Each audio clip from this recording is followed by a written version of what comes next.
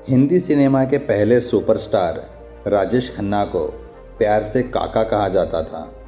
इनका स्टारडम इस कदर था कि बॉलीवुड में एक कहावत आम थी, ऊपर आका नीचे काका, यानी ऊपर भगवान और नीचे राजेश खन्ना।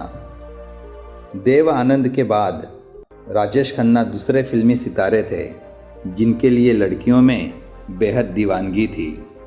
1970 के दशक में इनके बंगले पर लड़कियों के इतने खत आते थे कि उन्हें पढ़ने के लिए अलग से आदमी रखना पड़ा। इनमें कई खत खून से लिखे होते थे। राजेश खन्ना अमृतसर में जन्मे थे और गरीबी के कारण माता पिता ने उन्हें अपने एक रिश्तेदार को गोद दे दिया था। फिल्मों में आने के लिए उन्होंने खूब कोशिशें की। एक टैलेंट हंट में 10,000 लोगों को हराकर राजेश खन्ना कंपटीशन जीते और इसी के ज़रिए उन्हें 2 फिल्में मिलीं। यहाँ से शुरू हुआ स्टारडम का सिलसिला। ऐसा चला कि आज तक किसी दूसरे स्टार ने ऐसा खूबसूरत दौर नहीं देखा। करीब 20 साल बॉलीवुड पर अकेले राजेश खन्ना ही छाए रहे।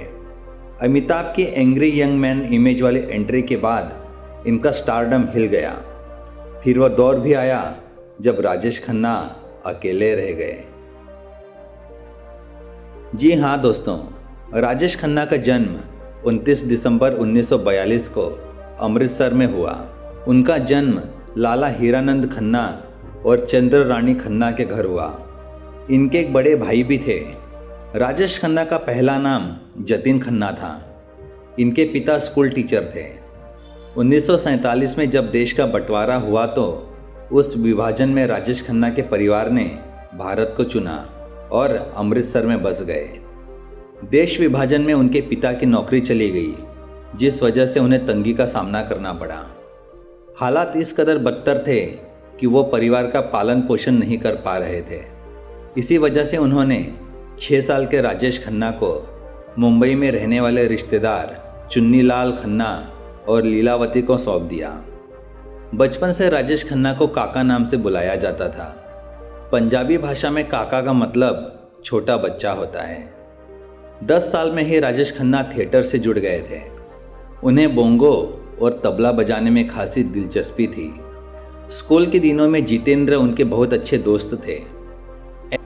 एक्टिंग से बहुत प्यार था तो वो कॉलेज के दिनों में ही थिएटर और स्टेज शो से जुड़े रहे।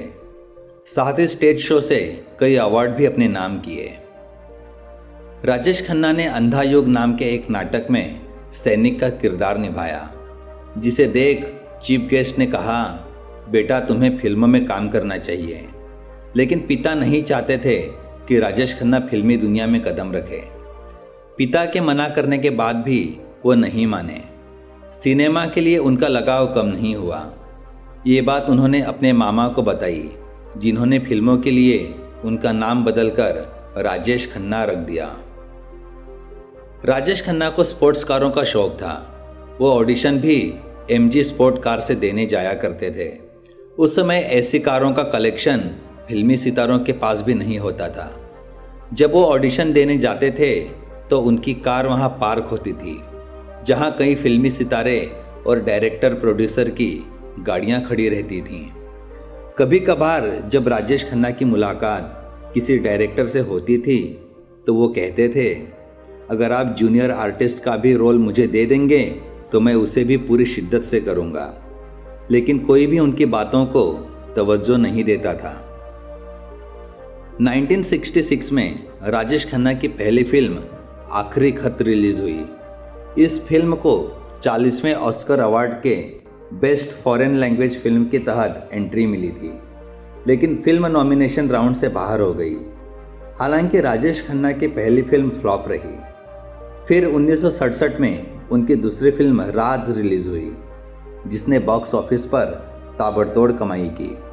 फिल्म का बजट 65 लाख था, जिसने इंडियन बॉक्स ऑफिस पर 1 करोड़ का कलेक्शन किया। वहीं राजेश खन्ना की फिल्म आराधना की बात करें तो पहले फिल्म आराधना का टाइटल वंदना था। ठीक इसी कहानी पर एक और फिल्म लिखी गई थी, जिसका टाइटल एक श्रीमान एक श्रीमती था। जब ये बात फिल्म आराधना के डायरेक्टर शक्ति सामंत को पता चली तो शुरुआत में उन्होंने फिल्म बनाने से मना कर दिया। हालांकि बाद में कहानी में कुछ बदलाव किए गए, डबल रोल का कंसेप्ट लाया गया, जिसके बाद आराधना बनकर रेडी हुई। फिल्म आराधना के गाने मेरे सपनों की रानी कब आएगी तू लोगों ने खूब पसंद किया था। लेकिन क्या आपको पता है कि गाने में नज़र आने वाला सीन राजेश खन्ना ने सड़कों पर शूटिंग की थी, वहीं शर्मिला टैगोर ने उस सीन स्टूडियो में शूट किया था। दरअसल जब इस गाने को फिल्माया गया तो शर्मिला टैगोर किसी कारणवश शूटिंग सेट पर नहीं जा पाई थीं। इसी वजह से राजेश खन्ना के हिस्से को सड़क पर शूट कर लिया गया। वहीं बाद में एक स्टूडियो में शर्मिला टैगोर के हिस्से को शूट किया गया था, जिसे बाद में एडिट करके दर्शकों के सामने लाया गया। वहीं दोस्तों, अगर लोगों के बीच में राजेश खन्ना की दीवानगी की बात करें तो राजेश खन्ना की लोगों के बीच में ज़बरदस्त दीवानगी थी। जहां वो फिल्मों की शूटिंग किया करते थे वहां पर फैंस उन्हें देखने के लिए पहुंच जाते थे, जिससे कभी कभी हादसा भी हो जाया करता था। किस्सा है फिल्म कटी पतंग की शूटिंग का। जब राजेश खन्ना शूटिंग के लिए नैनीताल गए थे, शूटिंग लोकेशन नैनी झील के आसपास का था, इसलिए उस झील को 3 दिनों के लिए चारों तरफ से नाव से बांध दिया गया था। वजह यह थी कि लोग उन्हें देखने के लिए बड़ी तादाद में वहां ज़रूर पहुंचेंगे, जिस वजह से हादसा होने का भी खतरा था। दूसरा किस्सा है फिल्म अमर प्रेम का।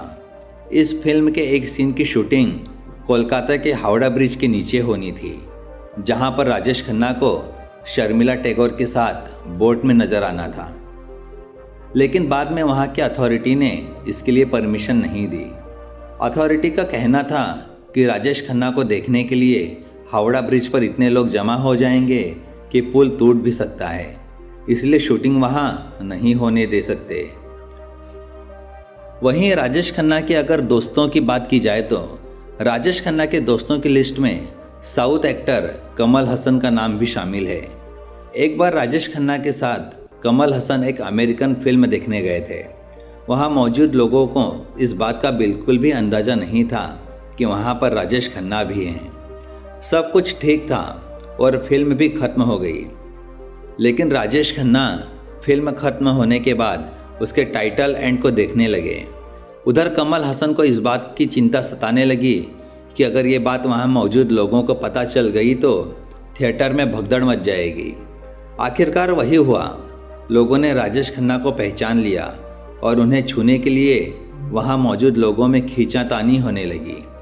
कमल हसन ने उस भीड़ से राजेश खन्ना को बचाकर बाहर निकाला, लेकिन लोगों की खींचतान में राजेश खन्ना की शर्ट फट गई।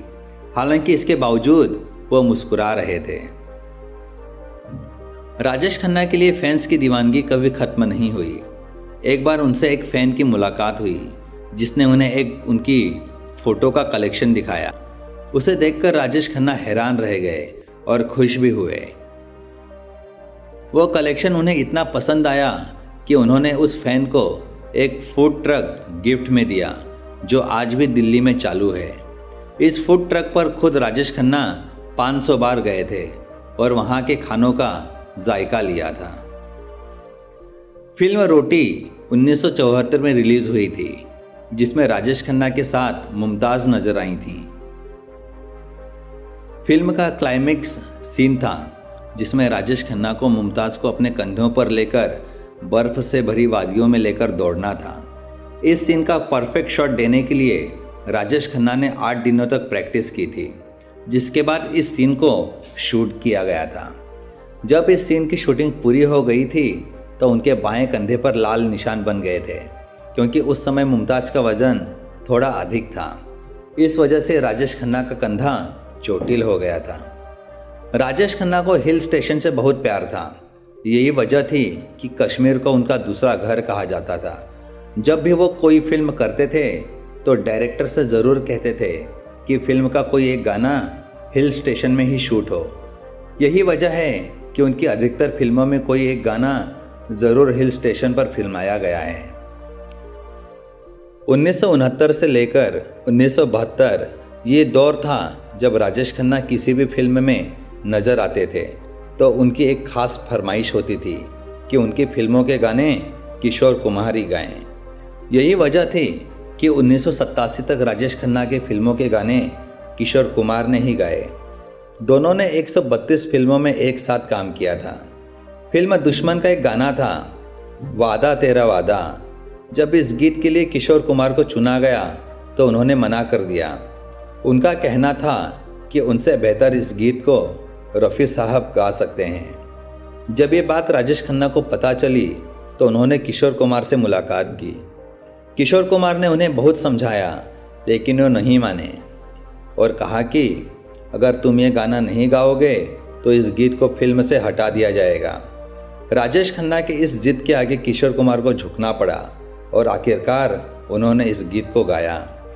वहीं दोस्तों, जब राजेश खन्ना अपने ज़िंदगी से तंग आकर आत्महत्या करना चाहते थे, राजेश खन्ना और डिम्पल कपाड़िया के रिश्ते में शादी के 11 साल बाद ही दरार आनी शुरू हो गई थी। खबरें ये थीं कि राजेश खन्ना नहीं चाहते थे कि डिम्पल फिल्मों में काम करे। इसी वजह से दोनों में काफ़ी बहस होती थी। कुछ समय बाद दोनों अलग रहने लगे थे लेकिन तलाक कभी नहीं लिया। एक इंटरव्यू में खुद राजेश खन्ना ने बताया था कि डिम्पल से अलग रहने के बाद उन्होंने 14 महीनों के लिए खुद के आसपास एक दीवार बना ली थी। लोगों पर उन्होंने विश्वास करना छोड़ दिया था। कई फिल्में साइन नहीं करते थे। आत्मविश्वास कम हो गया था। लगातार फिक्र में डूबे रहते थे और आत्महत्या करने के बारे में सोचते थे। वहीं दोस्तों, राजेश खन्ना के फिल्मी करियर की बात की जाए तो 20 फिल्मों में ऑन स्क्रीन राजेश खन्ना की मौत हुई है। किस्सा यह है कि जब किसी फिल्म में उनकी मौत हो जाती थी तो उनकी माँ दुखी हो जाती थीं। वो उनसे कहती थीं, उन डायरेक्टर्स के साथ काम मत करो जो तुम्हें फिल्मों में मार देते हैं। राजेश खन्ना एक्टिंग के ऐसे जादूगर थे कि फिल्मों में रोने वाले सीन के लिए उनको ग्लिसरीन लगाने की ज़रूरत नहीं पड़ती थी। वो सीन में इतना रम जाते थे कि आंसू खुद ब खुद निकल जाते थे। वहीं दोस्तों, अमिताभ बच्चन की एंट्री से जब राजेश खन्ना का स्टारडम धीरे धीरे कम होने लगा।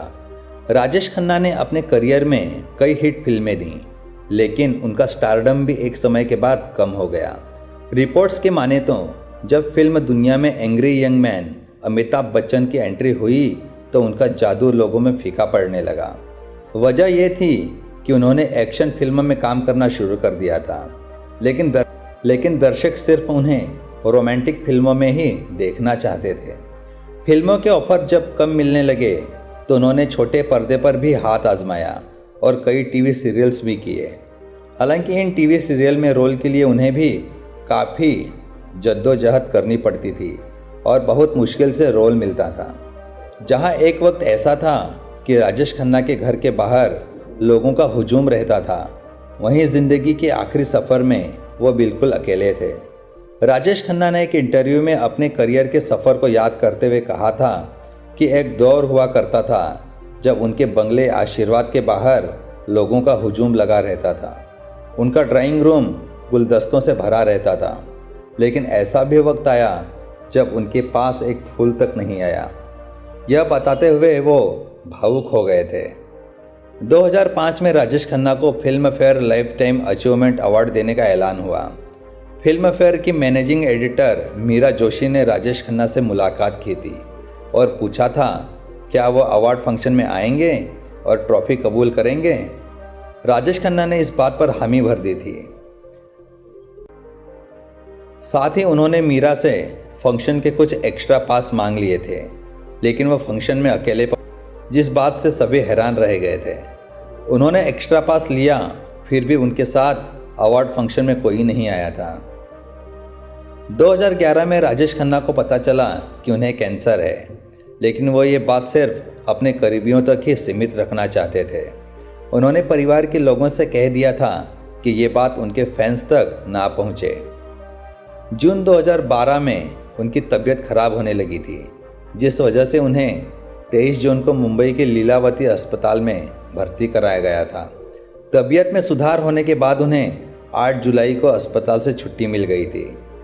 14 जुलाई को फिर से राजेश खन्ना को लीलावती अस्पताल में भर्ती कराया गया लेकिन उन्हें इस बात का अंदेशा हो गया था कि उनके पास अब ज़्यादा दिन नहीं हैं। इसलिए उन्होंने अपने परिवार वालों से कहा था कि वो अपने घर में आखिरी सांस लेना चाहते हैं। 16 जुलाई को उन्हें अस्पताल से डिस्चार्ज कर दिया गया था, जिसके 2 दिन बाद 18 जुलाई को राजेश खन्ना का निधन उनके बंगले आशीर्वाद में हो गया। राजेश खन्ना के निधन के बाद दुनिया को पता चला था कि वो कैंसर से पीड़ित थे। उनकी अंतिम यात्रा में करीब 10 लाख से ज़्यादा लोग शामिल हुए थे।